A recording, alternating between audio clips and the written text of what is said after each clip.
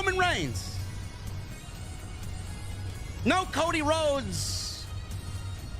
No Dwayne. Why did we even bother showing up tonight? I don't know, man. But listen, we got Jade Cargill in the house. Oh, man. Jade Cargill finally shows up and debuts as a member of Friday Night. We're going to go over what Jade did and said tonight. If you don't like what I have to say, go watch TNA.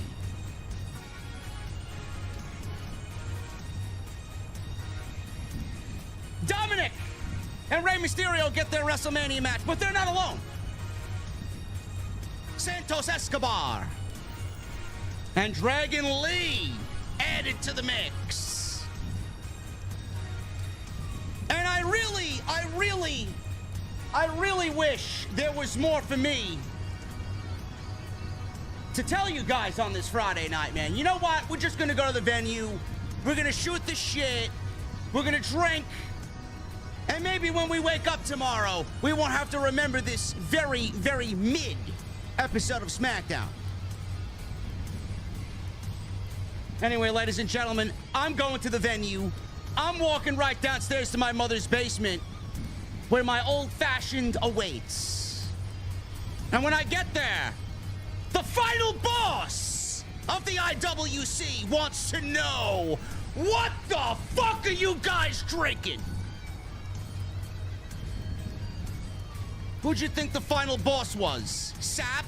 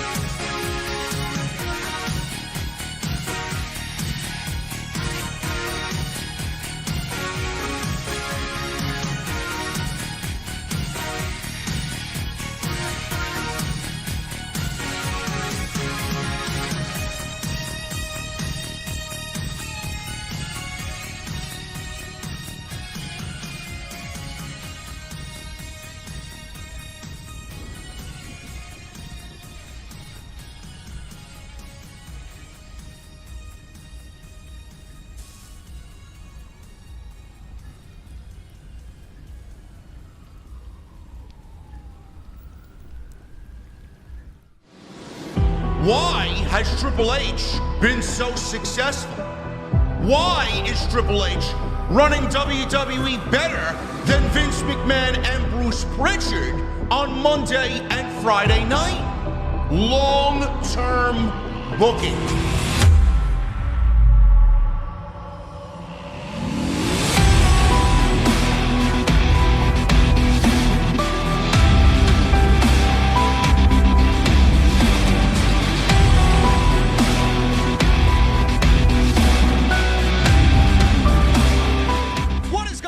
Thank you so very much for joining me right here on Off the Script. This is your Friday Night SmackDown post show for March 29th, 2024. I am your host, JD from New York.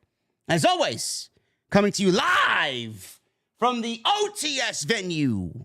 Thank you guys so very much for joining me on your Friday nights. If you're still awake, wherever you may be. Friday Night SmackDown, man. Not a lot going on, man. I don't want to be the bearer of bad news, but tonight's show was very uneventful. 8 days before WrestleMania, man, and an uneventful Friday Night SmackDown. But I will say, they are tightening the bolts They are tightening up the loose ends, and we're getting that WrestleMania card. No matter how close we are to the show, we're getting that WrestleMania card fleshed out, and we are looking at almost a full card for Saturday and Sunday, and we're going to get into that tonight. But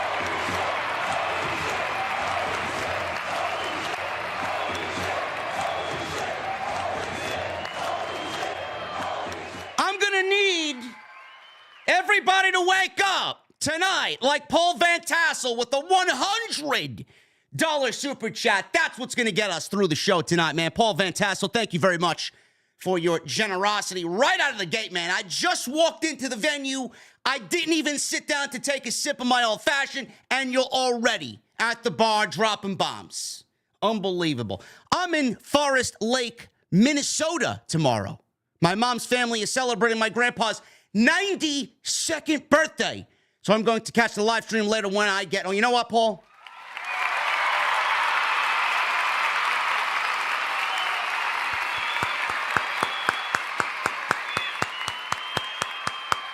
It's a beautiful thing, Paul. That's a beautiful thing. Round of applause and shout out to Paul Van Tassel's grandpa, 92 years old. I want to see some birthday cake emojis in the chat for Paul's grandpa, 92, man. Love to hear it. Absolutely fantastic. SmackDown. I have a feeling my mouth is going to get me in trouble tonight. I'm going to try and be as fair as possible. The biggest thing about tonight's show was Jade Cargill debuting on Friday Night SmackDown. She is now an official roster member of the Blue brand. She's come in with a lot of fanfare, not because that she was some major star coming over from AEW. The only reason why Jade Cargill is as big of a deal is because WWE swayed her to come to WWE from AEW. The reason why Jade Cargill is being made into a big deal is because it feeds into the tribalism that WWE is better than AEW. Jade will be better off in WWE than she would be under Tony Khan and AEW. And a lot of that is true. Jade is going to be a household name in the world of professional wrestling with the WWE. That would have never happened. That would have never happened with AEW. A lot of people, including myself, have been fantasy booking. How would we flesh out the remainder of this WrestleMania card? I think it was a pretty safe bet that a lot of people predicted that Jade Cargill might go to Monday Night Raw and that Jade might challenge Nia Jax at WrestleMania after what they did in the Royal Rumble. That is not happening. Jade is on Friday night officially. She is now paired with Naomi, who we love, Bianca, who we love, and they are battling Damage Control at the pay-per-view. Iyo Sky will defend against Bayley, and the rest of Damage Control will battle Naomi, Bianca, and Jade in a 6-woman tag team match. Dakota Kai, Asuka, and Kairi Sane.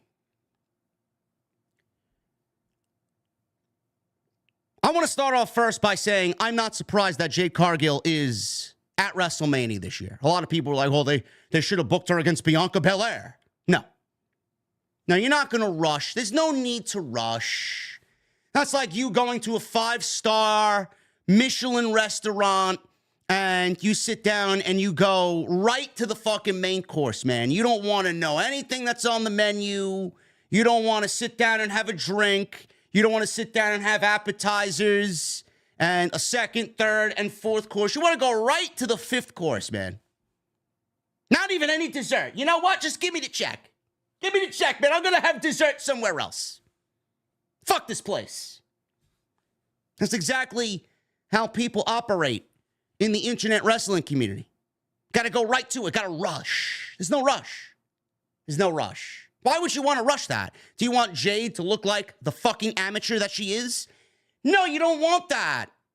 You don't want that. She would get schooled badly by Bianca Belair. Bianca Belair is so good that I don't even think she could handle that type of responsibility at WrestleMania.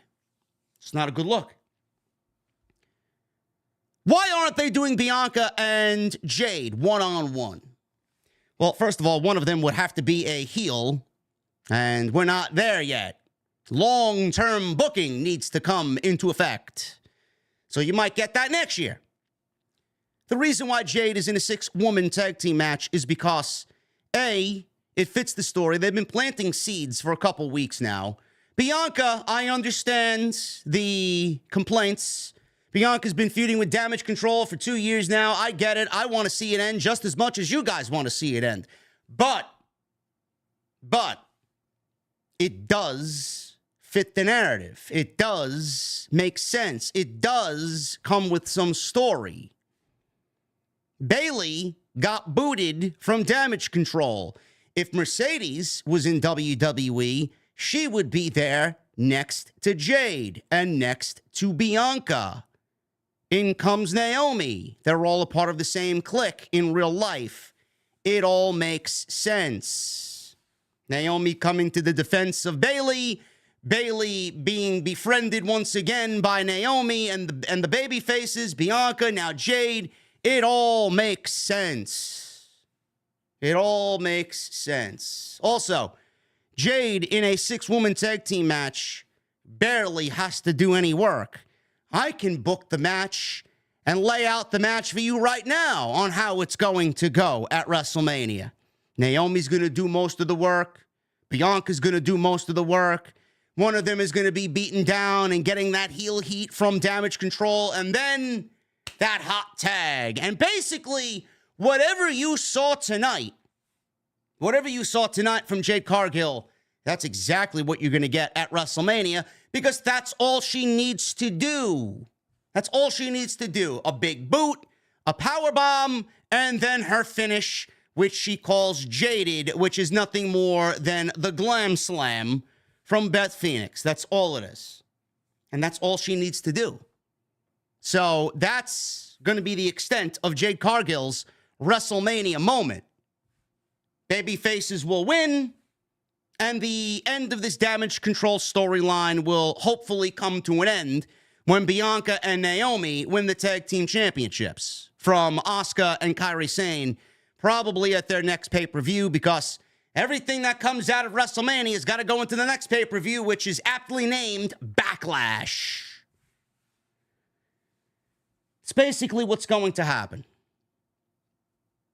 I want to shift to the positives first. Jade Cargill's entrance. WWE has already perfected the presentation of Jade Cargill. The entrance was fantastic. It was almost as if the clouds in the sky opened up and we got Jade Cargill standing in the blackened arena, and you see this triangular doorway open up and there's nothing but clouds and smoke, and then you hear her voice her own theme music. A storm is coming, and she walks through all of that cloud and smoke and mist, and she's standing there doing her pose, and this upward camera shot of Jade, she looks like she's fucking 8 feet tall. WWE wanted to present her as a superhero. WWE wanted to present her as a larger-than-life athlete. That's exactly what they've accomplished. The entrance was unbelievable. WWE has already presented Jade Cargill as the second coming of Charlotte Flair. You know that's exactly where they are going to slot her, no matter what she's capable of doing in the ring. Now on to the bad. She gets out there, Nick Aldis introduces her, and clearly she still hasn't taken a promo class. Jade Cargill is not a good promo. Jade Cargill was out there reciting lines that she barely remembered backstage before she went out there, and she sounds like an android. Jade Cargill will not earn the respect of everybody because she sounds like everybody else. I'm telling you right now. She sounds very scripted and sounds very robotic. I don't understand why WWE takes the same exact approach with everybody. Megastar entrance, megastar appeal, megastar presentation. And then they get on the microphone and they sound like they're starting the job day one. She barely said anything. She didn't say much of anything. She didn't go into great detail. She didn't go out there and read your fucking bedtime story. Might as well have. She's not out there reciting a fucking 20-minute promo. But you already get the gist of what Jade Cargill is capable of, and that is it. That is it. There's nothing more here. And people on social media are going to be drooling over everything because of the entrance, and that's it. They're not going to care about what she says. They're not going to care about how they see Jade Cargill deliver a promo. They're not going to care about what she's doing in the ring. All they care about is what she looks like as they sit there on social media laying in bed with their box of tissues and lube next to their fucking bed on the nightstand, fantasizing, asking other people on forums, can Jade Cargill's husband fight? Please let me know. That is the basis of Jade Cargill to the people on social media. And unfortunately, I have to live and coexist with these fucking people. The promo was not good. You already get a sense of where Jade Cargill is going to be as far as delivering a promo. I don't want to make a prediction, and I don't want to cut her run short. Everybody's hyping this shit up, and they don't have any fucking idea what is coming. We don't know what this woman is capable of. We don't know what this woman has done. We don't know what this woman has been doing at the Performance Center. But I just get the feeling that WWE wants to manufacture another star because that's what they do. It's even a little sweeter because it's Jade coming over from AEW, and they want to shove it in Tony Khan's face. Look at what we can do. Look at what you are not capable of doing. I get it. But if you think this woman is going to be some groundbreaking signing that's going to change the game for women's professional wrestling in WWE, you are sadly mistaken. Because the only vibe that I got is, here's another social media influencer turned pro wrestler, and I don't see or feel any change whatsoever from her coming over from AEW and being different, being better in WWE. What you are going to get is the same 2-3 minute tops match that she's capable of doing and delivering. What she did in AEW is exactly what you're going to get in WWE. You think this woman's going to go out there and go 15-20 minutes with fucking Rhea Ripley? You think this woman's going to go out there 15-20 minutes and wrestle Becky and Charlotte and Bianca for 20 minutes? I hope I'm wrong. I really hope that I'm wrong, really. I don't get a sense of that at all. At all. She is, JD. You're criticizing her for no reason. I'm criticizing her for no reason because how many times have I been right in the past? If I end up being wrong on this, I will admit, hey, man, we got this one wrong, man. On to the next. But all you saw tonight is basically it. The woman's got 3 moves. The woman, all she needs to do is 3 moves. A big boot, a power slam, or a power bomb, and her finish. Did she learn how to sell? Did she learn how to tell a story in the ring, or is she just there to fucking pose 16 times between every fucking move? Sorry, guys. You don't want to hear it? Go watch somebody else who's going to fucking drool over the fact that she had an entrance and nothing more tonight. Oh, she's a big star. WWE could take a fucking bum off the street and give them that entrance, and they'd feel like a fucking star, too. Again, I don't want to cut the woman short, but I don't get a sense of anything changing. I basically produced the WrestleMania match for you in 15 seconds. She's not going to get one lick of action until that hot tag. And then she's going to come in, boom, boom, boom, win the match, and that's it. Goodbye. There's your WrestleMania moment. Glad to have you. Everybody on social media will be like, oh my God, what a great signing. She's going to make a big difference. Nobody's watching this show for Jade Cargill. Nobody's coming out to these shows for Jade Cargill. Give me a break. The more you overhype something, this is what I don't get. The more you overhype something, the more I'm going to fucking hate it. Why don't you just let it naturally play out? Right? I hate when people do this. I've been this way my whole life, no matter what. Oh, this is the greatest Braves team since 1996. Shut the fuck up. By the way, they beat the Phillies. What happened in that eighth inning, man? What happened in that eighth inning, man? Oh, man.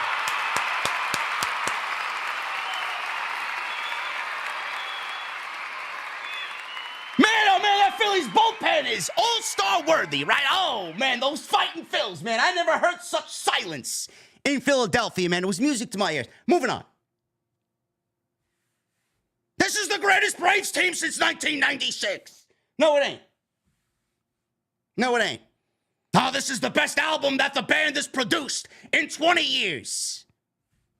Ever. No, it ain't. It's not. Stop. This is the greatest show ever. No, it ain't. People were like on Monday, this is the greatest Raw of all time. No, it ain't. Stop. The more people do that, the more I'm going to hate on it. The fact that Jade Cargill came in and everybody's like, oh man, she's going to be so great. She's going to change the game. She didn't change anything. She changed the channel most of the time. I hope to God that she went to that performance center and learned how to wrestle. Now it's Jade in the big leagues. You thought I was hard on Jade while in AEW. In AEW, you're able to get away with that shit. They weren't doing much with the women anyway when she was there. Now she's in WWE.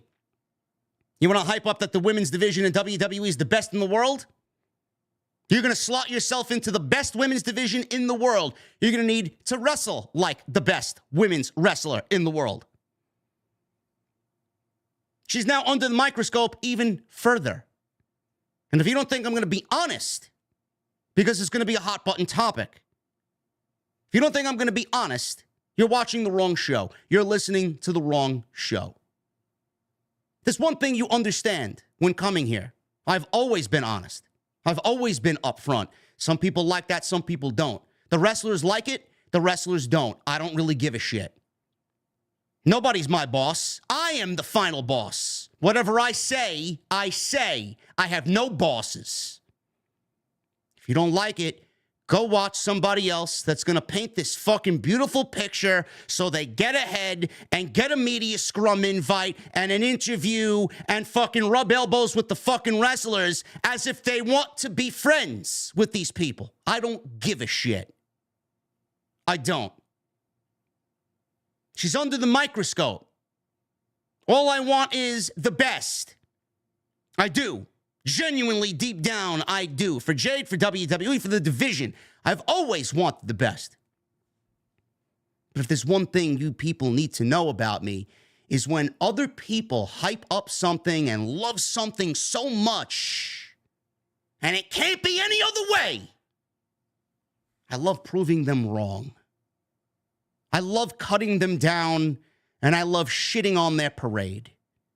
Because that's the way it should be. Everything is painted beautifully, flowers and sunshine and nothing negative.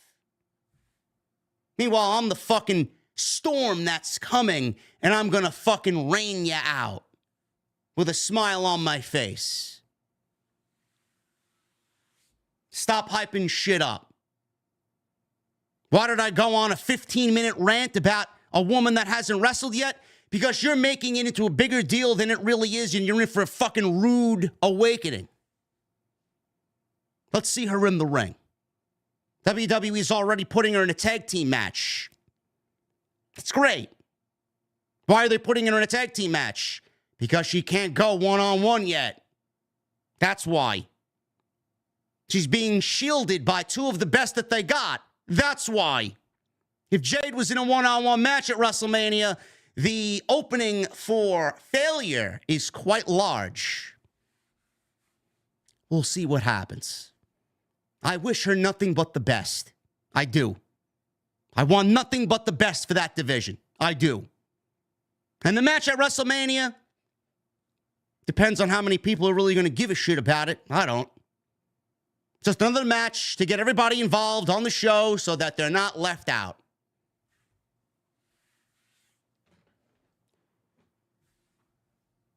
Dominic Mysterio and Santos Escobar. They will be teaming up at WrestleMania, now official. We talked about this earlier on Off the Scripts when I uploaded my video earlier this afternoon. Dragon Lee and Rey Mysterio will be their partners, or their opponents, rather. They will be partners. So it's a tag team match. Father and protege versus son and Santos. Dominic is not part of Legado. Santos tried to make sense of the storyline. He called up Dominic. Obviously, it's all about Santos getting back at Rey and tearing Rey Mysterio down. There's no better person to do that than Dominic Mysterio, so he placed the phone call. So that match is now made official for WrestleMania. We got two more tag teams involved with the 6-team Scramble match at WrestleMania. We'll go over that as well. And no Rock, no Cody, and no Roman. So a pretty light show, to say the least, here tonight on Friday Night SmackDown. And we will get into all that was SmackDown tonight in just a little bit. But first, I want to go over the usual for you guys here tonight. Thank you for the 2,100 here live. Super chats are open, man. Hopefully you guys have the same energy as Paul Van Tassel. Again, happy birthday to Paul's 92-year-old grandpa. Follow me on social media at JD from NY206, Twitter, Instagram, TikTok, Cameo. Hit that subscribe button down below. Turn on the bell for notifications. Make sure you guys go and check out all the other content on the channel. There's plenty of it. Hit that thumbs up. We got 509 likes. We're halfway to 1,000. Can we get to 1,000? I would love if we can do that. Memberships are open. You want to sit VIP with me? Hit the join button. Become a channel member right here on Off the Scripts. WrestleMania week is next week. I'm taking the Mustang to Atlantic City on Tuesday. We'll be ready to go, man. Mr. Baydala and myself have a week of activity, man. You're going to WWE World? We'll be there. You're going to The Undertaker Dead Man Show? We'll be there. Drinking in and around the city? We'll be doing that. WrestleCon? We'll be doing that. WrestleMania tailgate Saturday and Sunday? We'll be doing that as well. So wherever you are, make sure you guys come out and say what's up. Tonight's show sponsored by my great friends over at Blue Chew. BlueChew.com. Code JD at checkout. Make sure you guys use that promo code JD at checkout. BlueChew.com. All you need to do is pay the $5 shipping and handling.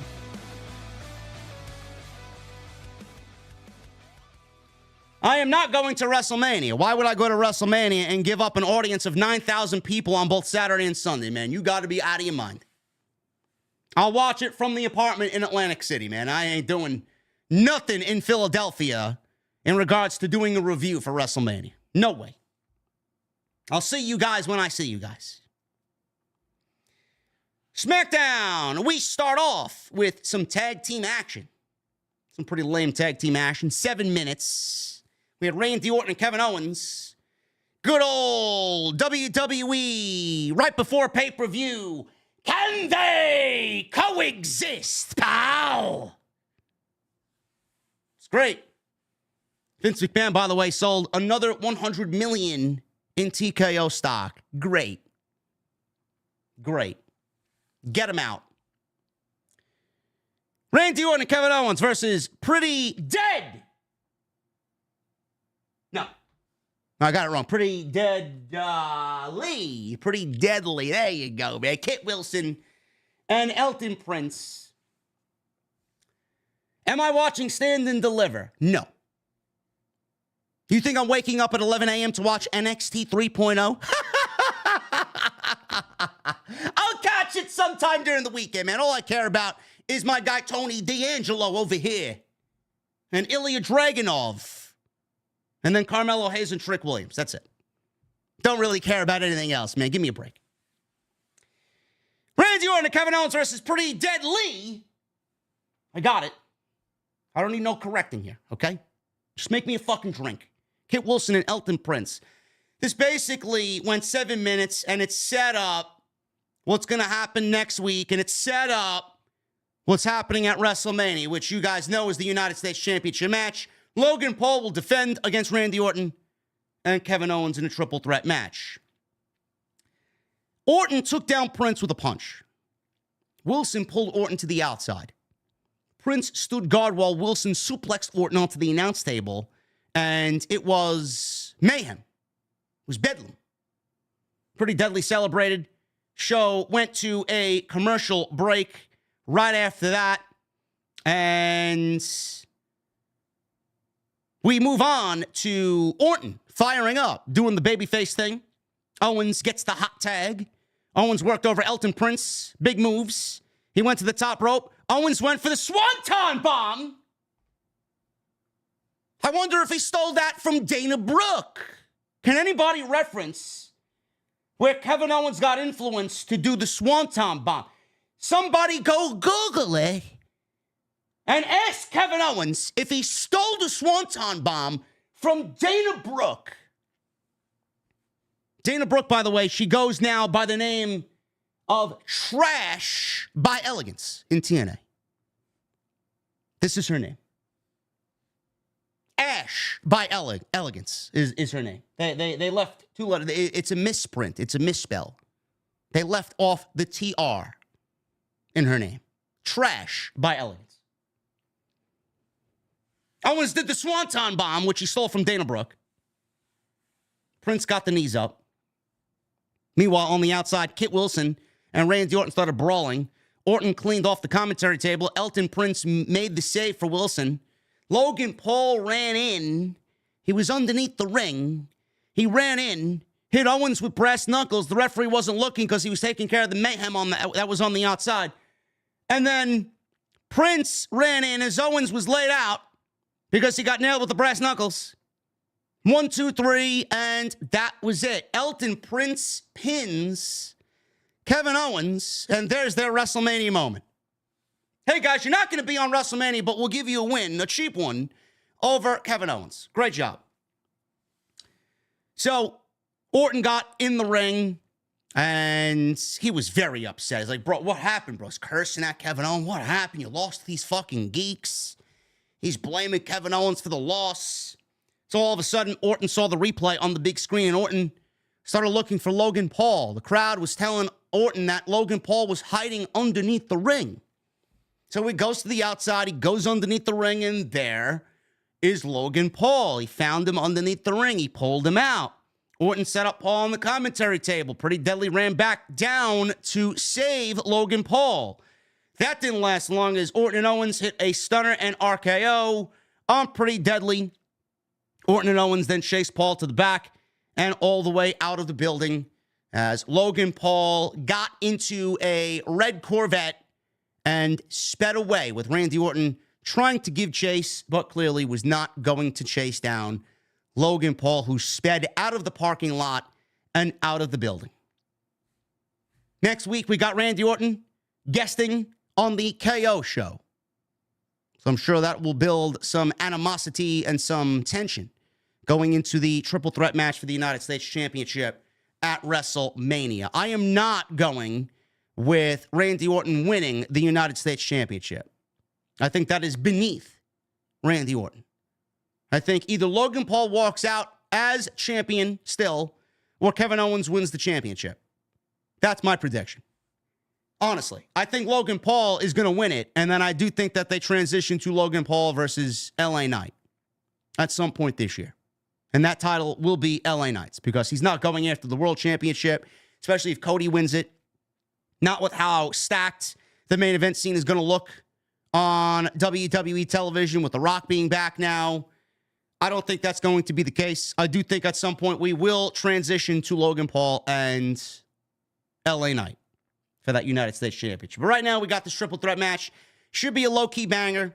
Not really overly excited about it, but it is a WrestleMania-worthy match, and I do think all three guys are going to bring it in Philadelphia. We got a great video package with Iyo Sky. This was excellent. This one video package told more story than anything WWE did up until this point with Bayley and Iyo. And we have another bomb here.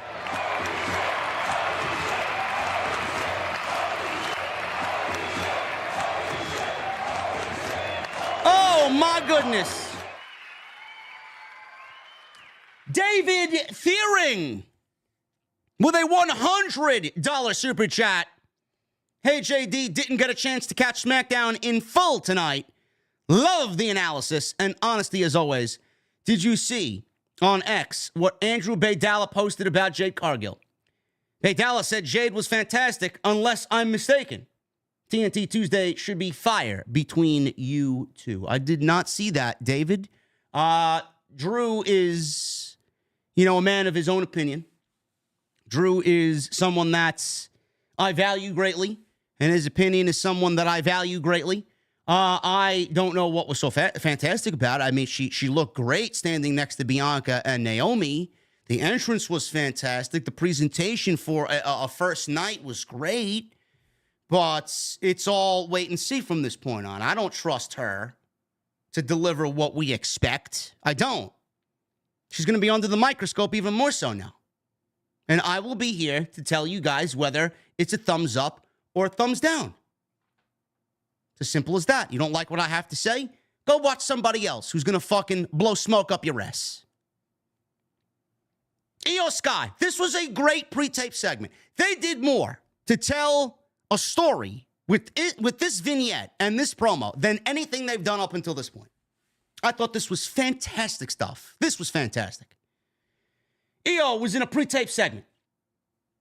Oh, there's no TNT this Tuesday. That's right. There's no TNT this Tuesday. Drew will be traveling to the East Coast on Tuesday. I may actually go live on Tuesday.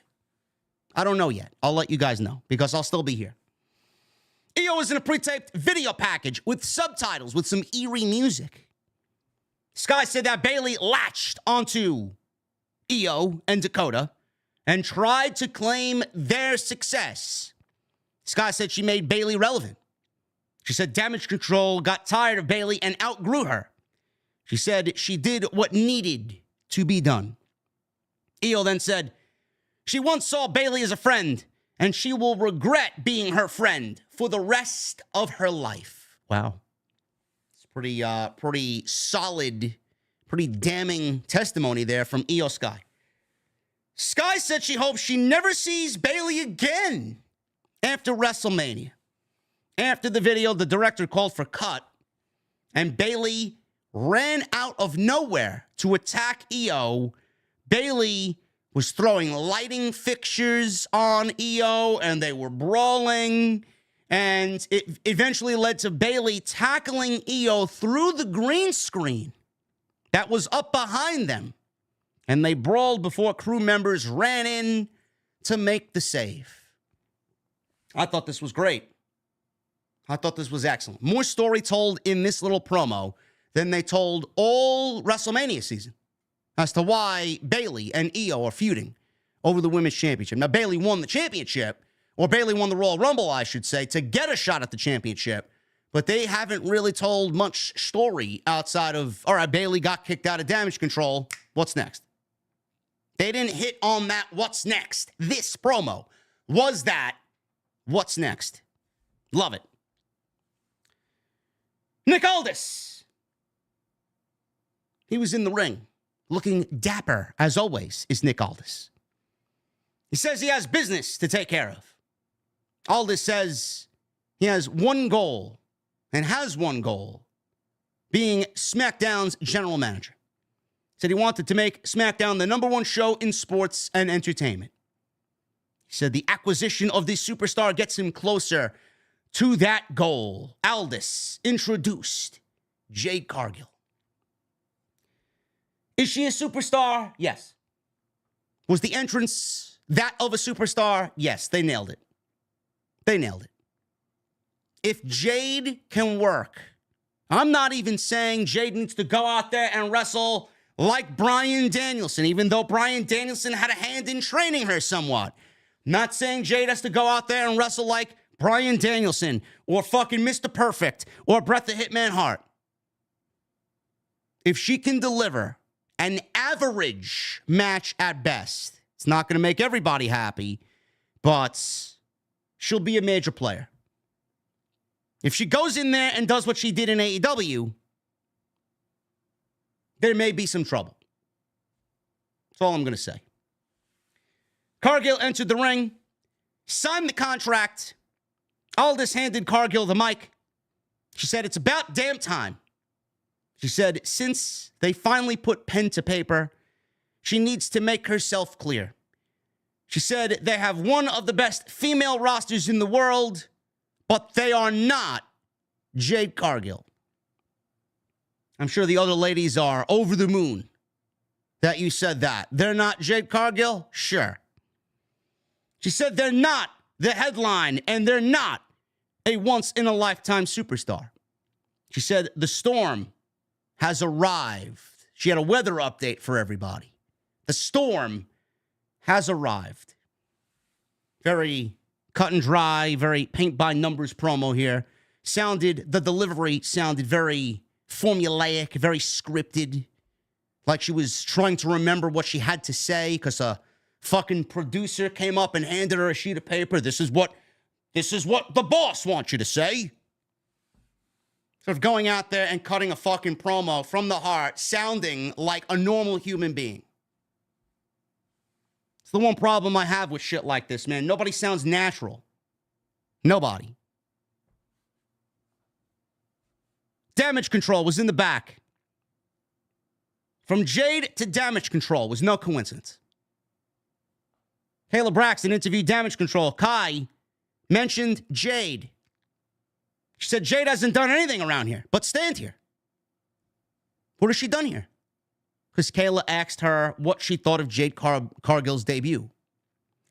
She said that Bayley will be embarrassed at WrestleMania. Dakota then said she's going to beat Bianca Belair tonight. She said Belair got involved with Damage Control again for no reason. Kai said that Belair took beatdowns from Damage Control for 2 years, so she should know better. She said if Belair was the smartest, she wouldn't have gotten involved with them again. All done by design. Jade's debut, Jade signing the contract, Damage Control mentioning Jade, doing nothing here in WWE but stand there. You knew what was coming later on in the show just based off that. Alba Fire and Isla Dawn.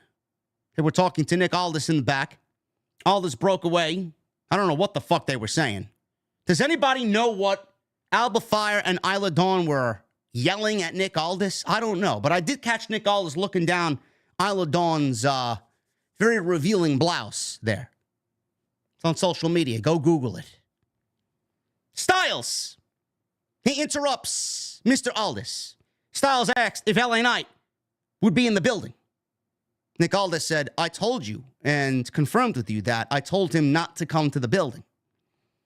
Styles says, you should have told him not to come. Styles walked off. Bobby Lashley. He was shown hyping up the Street Profits in the back. Go win the tag team match and punch your ticket to WrestleMania. They already had champagne on ice for them waiting when they beat Austin Theory and Grayson Waller. So we go right to the tag team match. The winner of this match goes on to WrestleMania and qualifies for the ladder match for the WWE Tag Team Championships. Waller and Ford began the match. Waller gained the upper hand before tagging in Austin Theory. Action goes to the outside. Dawkins essentially shoulder blocked Waller over the commentary table. It was crazy in the opening match. Corey Graves got a workout tonight, man. The action spilled to the outside. Dawkins shoulder blocked Waller over the commentary table, and both Corey Graves and Wade Barrett fell over like bowling pins. That was a nice spot. We go to commercial break. We come back from the break. We got Theory and Waller in control over Dawkins. Dawkins caught Waller with a T-bone suplex. Ford received the hot tag. Theory tagged in. Ford cleaned house. He landed a standing moonsault for a 2 count on Theory. Ford hit a blockbuster off of Dawkins' shoulders on Theory. Waller broke up the pin attempts. Only a 2 count. Theory tried his rolling blockbuster on Dawkins. Dawkins caught him, hit a powerbomb. And all of a sudden, man, we got dumb babyface syndrome happening live and in color on SmackDown on Fox. So all of a sudden on the big screen, the match just comes to a stop. The Street Profits are looking up. Oh, we got to go to WrestleMania, but look at what's on the TV, Dawkins. These guys stop in the middle of the fucking match to watch TV on the big screen. So on the big screen, it showed Karrion Kross beating up Bobby Lashley and B-Fab backstage. The Profits were distracted. Karrion Kross was taking a sip from the bottle of champagne. So was Scarlett. So they were beaten up in the back. This distracted them. Dawkins left ringside and Ford went for a frog splash. Theory got the knees up and rolled Ford up 1, 2, 3 for the victory. Austin Theory and Grayson Waller are going to WrestleMania. And I would not be surprised if they end up winning the tag team titles. I would not. Just throwing it out there, man. You want a dark horse in that match? No pun intended with the beast that sits underneath me in the garage. If you want a dark horse tag team to win that match, it is going to be Austin Theory and Grayson Waller. Just saying. Don't be surprised. So after the match, AOP ran out, attacked the Profits. The rest of the Final Testament came out to help. Lashley limped to the ring. Lashley was ultimately outnumbered by all of the Final Testament. Kross took Lashley down and yelled at Lashley, saying Lashley failed the Street Profits. They look good. They looked good. I would not be surprised if this gets added to the WrestleMania card. Big 6-man tag team match. We'll see. I thought that was the best the Final Testament looked in several weeks. I don't really give a shit about this feud. I still don't know why they're feuding. Is there an explanation? Somebody Google it for me, really. I know we got one. I just don't remember what it was because it's so unimportant. Hopefully they can make something of this and then move them on, both factions, to something else. Seriously. We need a big reset button after WrestleMania. Legado and the LWO. This was a good segment. I'm not really too crazy about Rey Mysterio teaming with Dragon Lee against Santos and Dominic, but the match should be exciting, to say the least. And I like the fact that this developed and they told the audience at least what the explanation was as to why Dominic was there last week helping Santos Escobar. Santos Escobar began telling people he told them so. Escobar pointed to kids wearing Rey Mysterio masks in the crowd. He mocked the kids. It's a great heel tactic, mocking the children. Love it. Escobar gloated for putting Rey on the shelf for months. The crowd gave him the what treatment? Escobar said Mysterio used to be the greatest luchador of all time, but he is not anymore. Escobar says he outsmarted Rey because of one phone call, a phone call to Dirty Dom. And on cue, Dominic's music hits, and the crowd launched hatred at Dominic Mysterio. Dominic got on the microphone, and the crowd in Connecticut booed the living shit out of Dominic. Couldn't even hear him. Escobar apologized for the crowd booing him. Escobar then said Dom was always right. And then they hugged.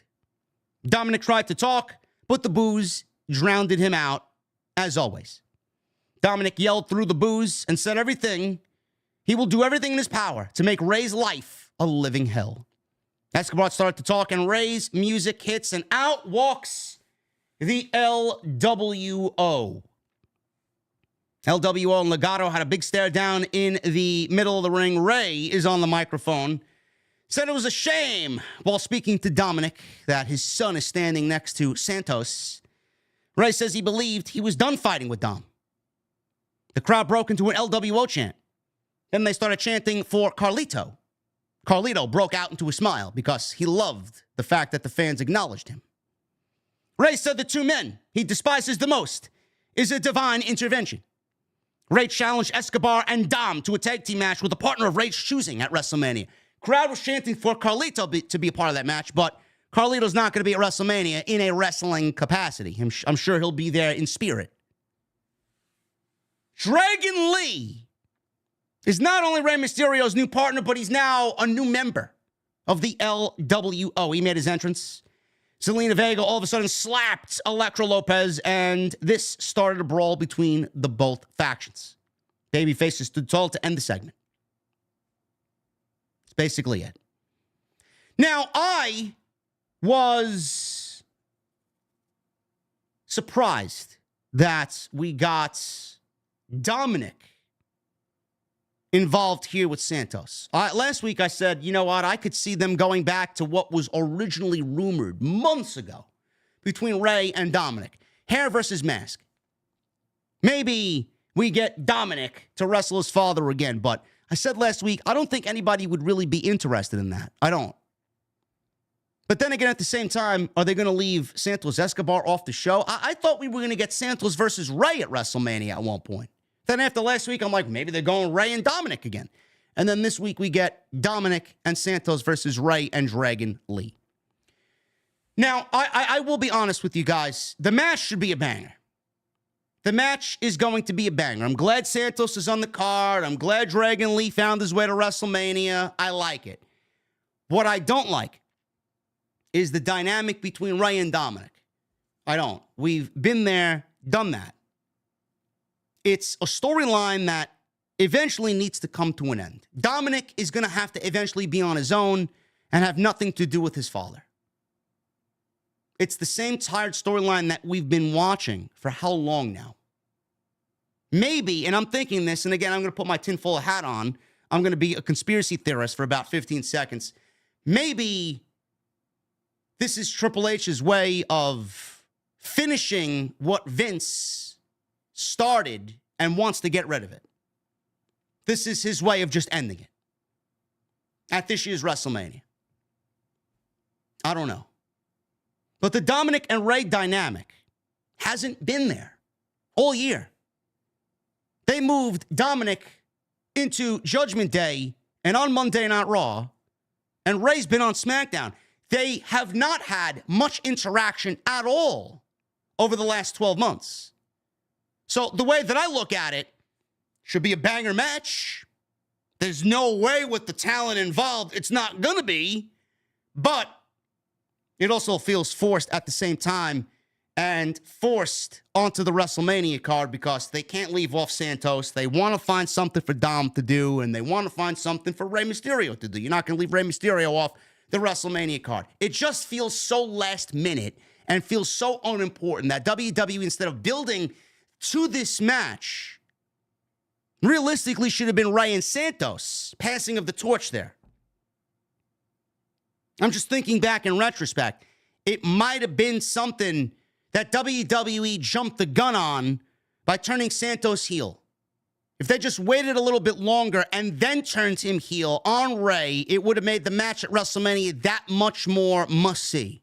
Instead, they did it. Rey went out for about 12 weeks. They did the match last week, and now we're pivoting to a tag team match with barely any heat. I much rather prefer a one-on-one match. That's just the way that I'm thinking. Let me know what you guys think. Maybe I'm a little too hard on it. Maybe I'm dissecting it a little bit too much. Maybe I'm asking for a little too much. Rey and Santos should have been the match. Like, Dominic didn't need a WrestleMania match. He's just a lackey for Rhea. And Dragon Lee, you know, it's not helping Dragon Lee's case when they throw him out there and he looks like a loser half the fucking time. He's already wrestled Santos 3-4 times, and none of the matches have exceeded 8 minutes. I don't know. Moving on. Bianca Belair, she warmed up in the back. Naomi appeared and wished Belair luck in her match against Dakota Kai. Naomi said she has Belair's back. Belair said she realized she couldn't be mad at Naomi for trying to take down Damage Control. Naomi said they're in it together and it starts tonight. Naomi pumped up Belair for a match, and then Naomi turned around and showed off her hair that said EST in her hair in support of Bianca. Great. Love Naomi. New Catch Republic. They made their entrance. They are going to wrestle the Legado boys, Angel and Humberto. Before we get to that match, Judgment Day was in the back. Rhea Ripley said they're not on the same page. She said they didn't know Dominic was going to go out there. Damian Priest asked if something was going on. Dominic appeared. He said he wanted to make them proud. Finn Balor asked if there was something else Dominic wanted to tell them. Dominic said he needed to see a doctor. Priest said Mania is important for them as a group and as individuals. Balor said Mania needs to belong to the Judgment Day. Now, I don't know what you guys thought of this segment. I thought that it came off a little, I don't want to say awkward, but I felt like there was a little bit of an uncomfortable feeling there with everybody in this segment. I do think that they're planting seeds that Judgment Day is finished. WrestleMania, I feel like we're going to see the implosion of Judgment Day. Dominic, I don't think, is going to beat his father again. I don't think Priest and Balor walk out the tag team champions. I don't. Priest has that Money in the Bank. I don't know where that's going to fit in on WrestleMania. He may end up cashing in and winning the world title from Drew McIntyre or Seth Rollins. I have no fucking idea. Rhea Ripley's not losing to Becky Lynch. I think that's a huge mistake. I really do think that we're going to see the implosion of Judgment Day at WrestleMania. And this segment on the show was basically them planting seeds for that. Dominic going out there and doing things and doing business for himself away from Judgment Day. Taking a call from Santos and not telling them. And then he spins it around and spins it off like, oh, I want to make you guys proud. Yeah, but you got to run through mommy first. He didn't do that. Angel and Humberto. They got beat up by the LWO and then right into a tag team match. This match was joined in progress. New Catch Republic and Legado to advance to the six-pack Scramble at WrestleMania for the tag team titles. Berto and Angel had control. It wasn't long before Bate and Dunn took over. Bate hit a splash on Berto and Angel on the outside, and we go right to a quick commercial break. We come back. Bate got the hot tag. Bate and Dunn landed stereo kicks on Berto. Angel got a blind tag, kicked Bate. Now Legado's in control. Power bomb and second rope moonsault from Angel onto Bate for 2. Bate up on top. Berto and Angel. I love this double team move that they do, man. They're both on the second turnbuckle and they lift Bate into a big press slam, double press slam, and slam him off the top rope, man. I love it. So they go for a cover. Dunn broke up the pin attempt. Dunn then DDT'd Berto. Angel tried to slam Bate, but Bate got out of it, tagged in Dunn, and then the New Catch Republic landed their finish for the 1, 2, 3, and they are going on to WrestleMania. So the Tyler Driver on Angel gets the job done, and then they show the updated graphic with them, and then Austin Theory, Grayson Waller in the tag team ladder match. So we are all set. Should be a car crash of epic proportions, but just another match to get everybody involved on the show. That's all it is. Paul Heyman was in the back. He said, The Rock's attack on Cody was by orders of the tribal chief. So the tribal chief is giving orders to the final boss, huh? Great. Jimmy Uso was shown, and he said that Jey Uso won't make it to WrestleMania. Yeet. Because he has to wrestle little Big Brother first. Solo Sikoa says he's going to take Jey out by orders of the tribal chief, and he showed his wrapped up thumb. So next week on SmackDown, we got Solo versus Jey. Should be good. AJ Styles. I'm loving what AJ Styles is doing. AJ Styles makes his entrance. AJ said something along the lines on social media that his current theme music doesn't fit his current direction and his current character. He said, look out for WrestleMania. I wonder what that means. Is AJ getting new theme music? They don't want none. He don't want no more of that theme music, apparently. So he makes his entrance. He gets into the ring. He said, it's been a little over a week. Styles said the crowd is the reason Knight came to Styles' house and attacked him in his front yard. Styles said Knight should be in jail.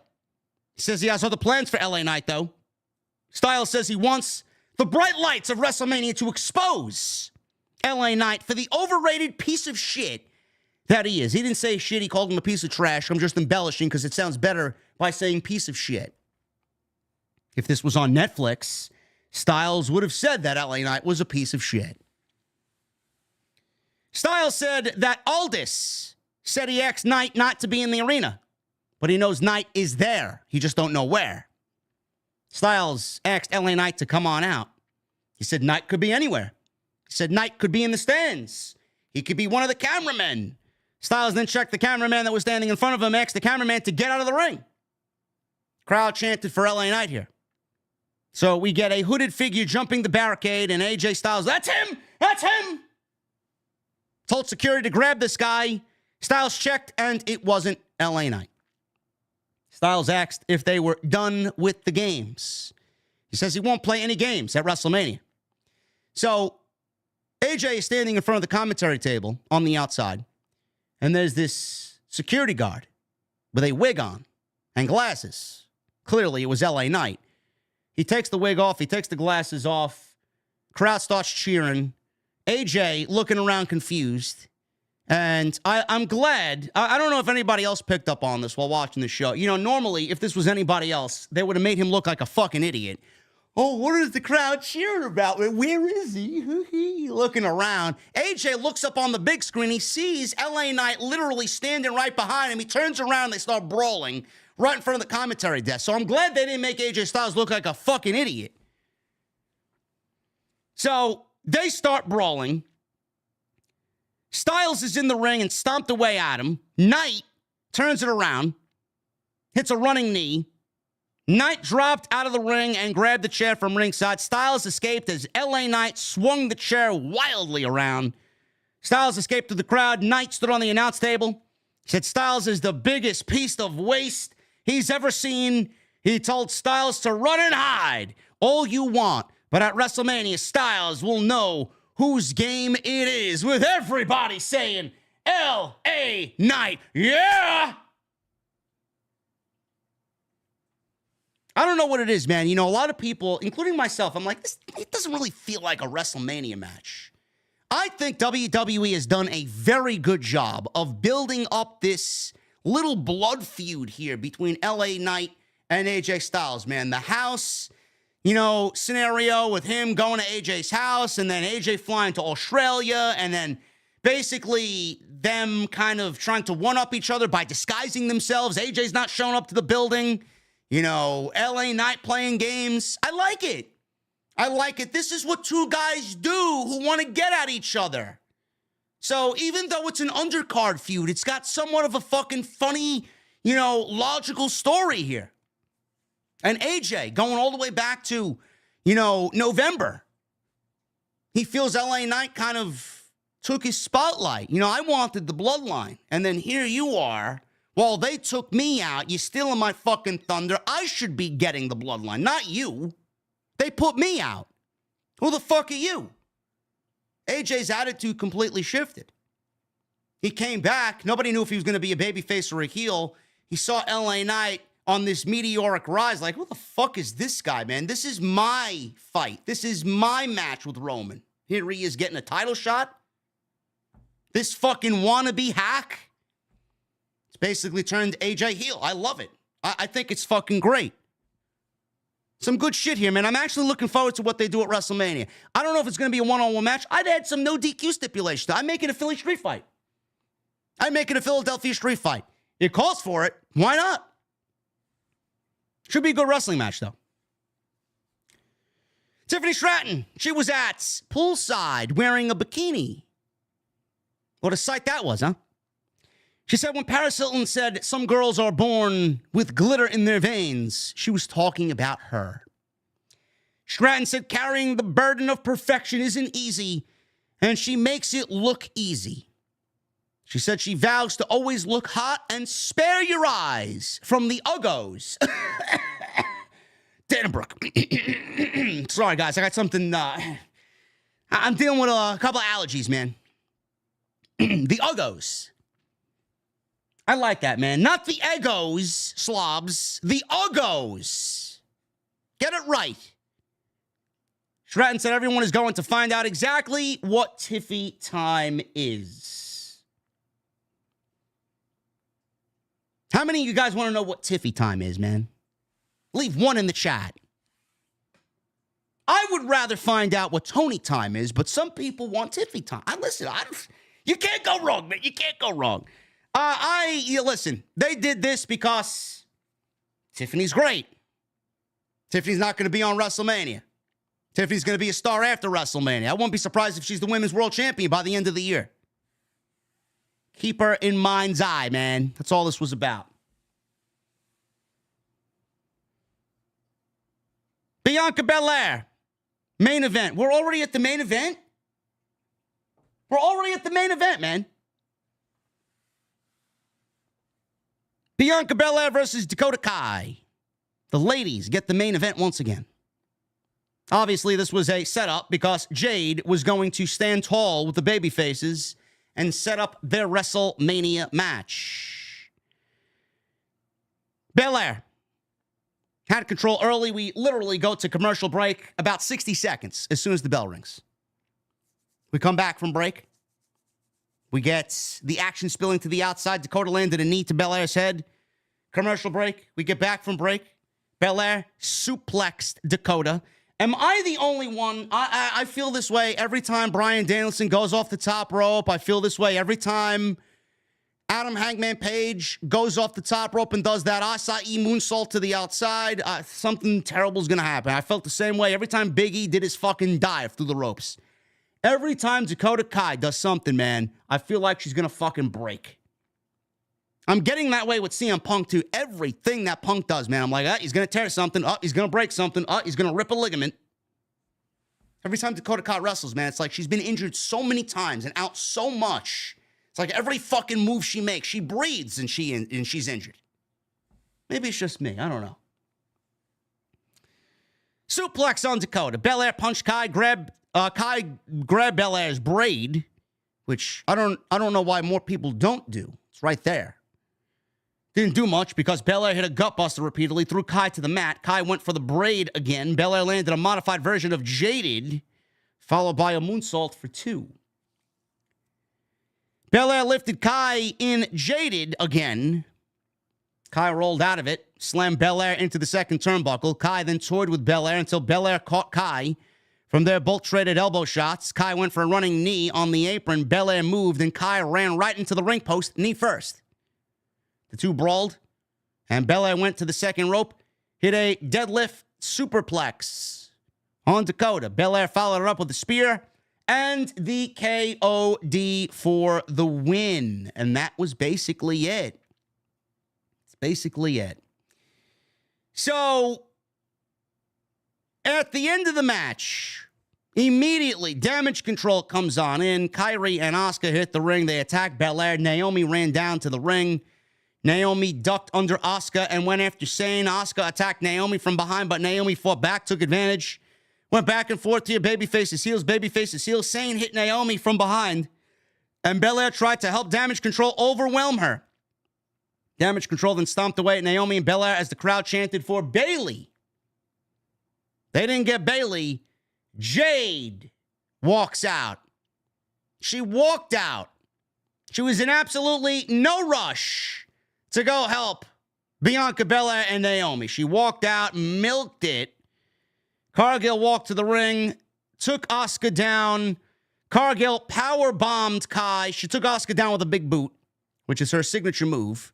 Then she power bombed Dakota Kai. Then she slammed Kairi face first down with Jaded. She stood tall in the ring.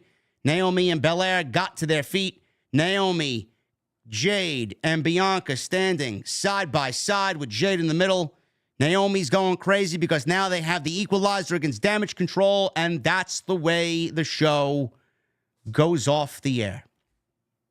So basically, it was the Jade Cargill show tonight. We got Jade signing a contract. We got Jade mentioning that everybody in the women's division's got to look out. I'm Jade Cargill, and there's only one of me. And then we get Damage Control mentioning, well, what has Jade done in WWE but stand there? And then obviously with the beatdown at the end of the match, out comes Jade, and it's set up the WrestleMania 6-woman tag team match that I'm sure we're going to get. Jade, Bianca, Naomi versus Kairi, Asuka, and Dakota at WrestleMania. Now, I know a lot of people would prefer Belair versus Cargill, or Belair and Jade versus the Kabuki Warriors, or Bianca and Naomi versus the Kabuki Warriors, but it's not time to put the tag team titles on the line. It's not. A lot of people were like, well, why aren't the women's tag team titles on the line? Well, first of all, Asuka and Kairi haven't done jack shit with the tag team titles. Why are we going to put them in a tag team title match that, if you book it, the predictable outcome is obvious? They're not going to retain. They haven't done anything with the championships. And I guess I could say here, in defense of that, they're not going to really do anything with the championships after WrestleMania. There is no division. It doesn't matter. They're only there to enhance Damage Control with the tag team titles. That's it. That's it. They look better with gold around their waists than they do not having titles. It's the only reason why they are there. And the tag team division is so fucking worthless. WWE has no interest in booking the Kabuki Warriors versus Alba Fire and Isla Dawn, or the Kabuki Warriors versus Casey Catanzaro and Kaden Carter. No, they don't give a fuck about that. Or Indy Hartwell and Candice LeRae. They don't give a shit about that. They want the tag team titles on notable women so that when Kabuki Warriors defend the titles next, it's either against Bianca or Jade or Naomi. That's it. I don't understand why people are upset. They haven't done anything. Let Jade get her WrestleMania match, and then let Bianca and Naomi win the tag team titles at Backlash. Hopefully that's it. We don't need to see any more of this fucking feud. At the end of that, it's over. Bayley's going to win the title. They're going to win the tag team titles, and boom. Done. We can move on from this fucking feud that's been going on for far too long. On to something new. SmackDown was very, very mid. It set up a couple of things at WrestleMania. It forwarded a couple of feuds.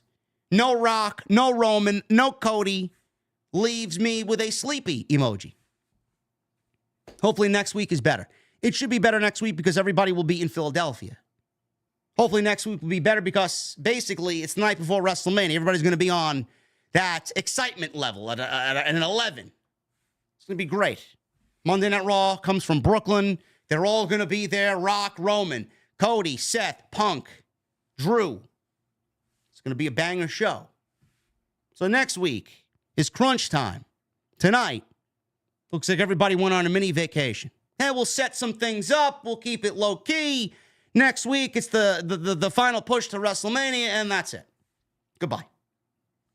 Other than that, nothing really happened. Nothing majorly exciting on tonight's show. And I'm sorry I'm keeping this so brief, but I don't know what else you want me to talk about. It's a 2-hour show. It's not like we have a whole nother hour to go through like Monday Night Raw. I'd be here for another half an hour. Anyway. Thank you guys very much for all of your support. I really appreciate you hanging out with me. We had 2,100 in here this evening. You guys are awesome. Follow me on social media at JD from NY206 on X. Also on Instagram, TikTok, and get your cameos in, man. You guys want me to roast somebody? You guys want me to shout out your business? You guys want me to do a birthday wish or a wedding gift, whatever it may be, man. We got a perfect 5-star rating on Cameo. Thank you guys very much for all the support there. Hit that subscribe button down below. Turn on the bell for notifications. Go and check out all the other content on the channel. We uploaded again today some news and rumors. Kenny Omega. Surgery will be needed for Omega. Also a story on blood. More blood in WWE. Is it coming? And Dana Brooke exposes Tiffany Stratton for stealing her Swanton bomb. Sure. We teach trash by elegance a lesson. Also, if you guys are listening to me on iTunes, Spotify, or any other audio platforms, especially on iTunes, I would greatly appreciate you leave me a 5-star rating. And leave me some words of encouragement, man. Let everybody know why you love OTS. Tonight's show, sponsored by my great friends over at Blue Chew. BlueChew.com. Code JD at checkout. Make sure you guys go and sign up today for your free sample. BlueChew.com, code JD. All you have to do is pay the $5 shipping and handling. You know, I talk about long-term booking quite often.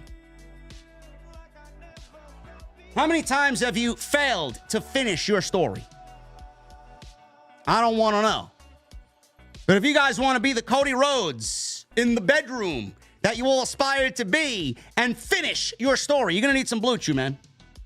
Blue Chew is a unique online service that provides the same active ingredients as Viagra and Cialis, but in chewable tablets and a fraction of the cost. You guys can take them anytime. Prepare ahead of time, anytime, day or night.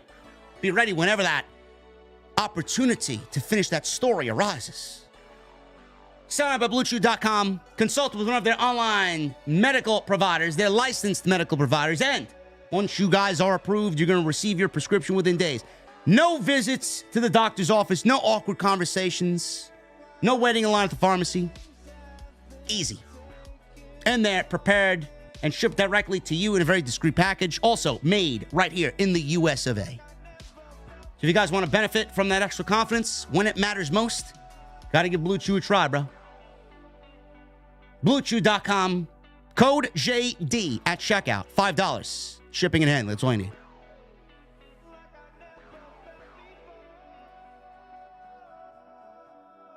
It's quite the stiff read, yeah. Yeah. You take some Blue Chew, you're going to be stiff. I'll tell you that. Michael Krause with a $2 super chat. Good Friday, JD. Hope you have a great weekend, bro. Michael, have a great weekend, brother. Joseph Taylor with a $2 super chat. JD, LA Knight. Yeah.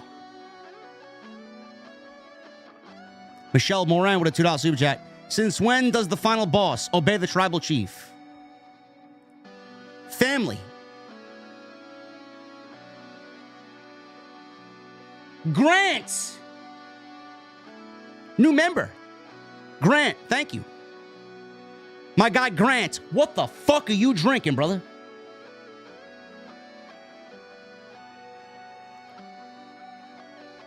Tony Brown with a $4.99. JD, you are the real final boss. I know. Tony, I know, brother. I know. You ain't telling me nothing I don't already know, man. Listen, guys, you want to take Blue Chew? You're going to make Juice Robinson jealous. You're going to instantly steal his nickname. Seriously. Blue Chew will make you the final boss.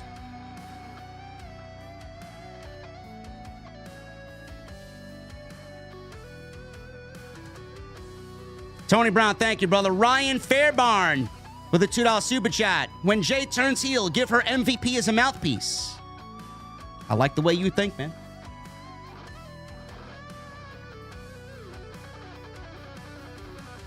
Grant with a $4.99. No Rock, no Roman. But the show looked strong otherwise tonight. But how they presented Jade was fantastic. Love the streams as always, JD. OTS for life. Grant, thank you, brother.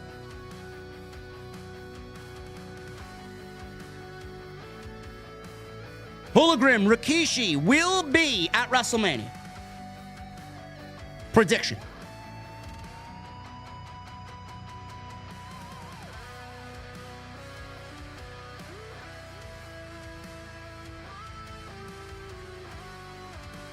I tell you right now, guys, you sign up at BlueChew.com and use that code JD. Whoever your partner is, they'll be saying, not Swerve, whose house?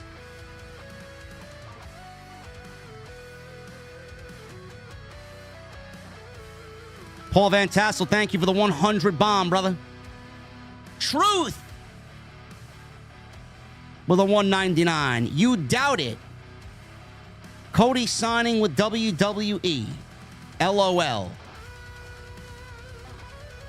I don't know what you mean by that. I doubt what? What do I doubt?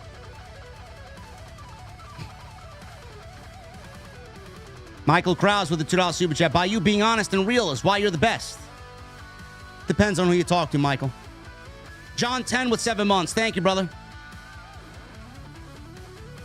David Fearing with the 100 bomb earlier in the show. David, thank you again, man.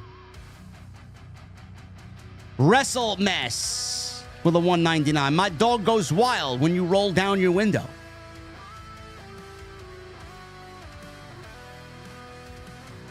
It's nice to know, Wrestle Mess. Thank you. I even appeal to the furry friends. David Myers with a $4.99. Leaves no message. Thank you, David. Black Wolf Inc. with a $10 super chat. For WrestleMania Night 2, I believe Cody is going to win because of Brock Lesnar returning to take down Reigns, ending a 3-year storyline of sorts from the Day 1 pay-per-view, 2022. However, I see Damian Priest cashing in on Cody. No.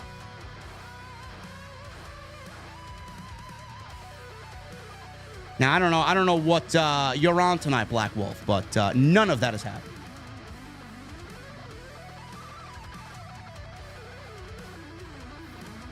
Truth with the 199, and he says, I agree. She can't wrestle. I'm glad we agree on something. David Myers, $4.99. Hot take. Finn Balor cashes in the real Money in the Bank contract and briefcase at Mania. Remember when he switched the cases? You are not the only one that has brought that to the table, David Myers. I think Mr. Baydala has also mentioned that way back when.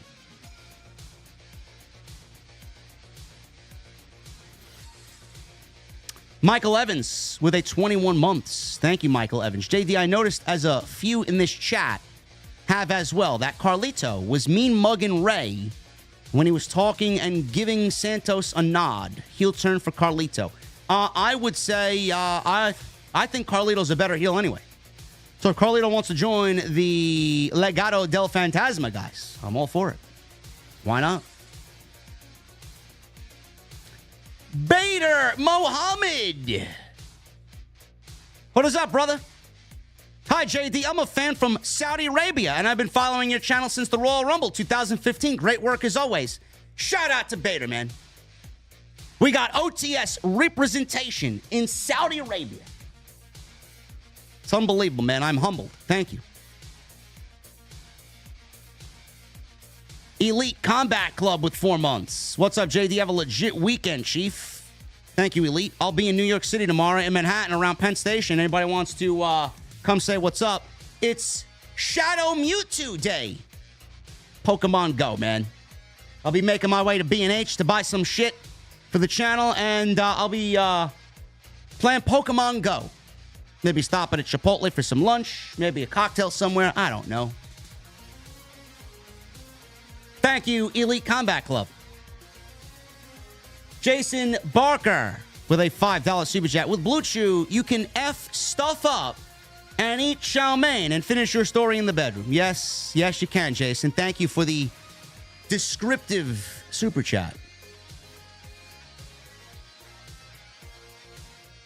Kylan M with a $4.99. Monday will be good. Bright documentary. CM Punk live on the MMA Hour. First interview since leaving AEW and joining WWE, and then the Raw Go Home show for Mania. Should be a good day. Should be a good day. And Marcus B, 28, with a $5 super chat. He says, what the fuck am I drinking? Coffee and energy drinks to stay awake watching SmackDown. I know it's tough, man. Sometimes it's tough. P1 Grinder with a $1.99. Rock and Roman will kiss at WrestleMania 40. Hashtag LTB. Hashtag story. You know what? I'm getting the fuck out of here. Talking about two men kissing on my podcast, man. I'm getting the fuck out of here. Come on now. You guys are ridiculous.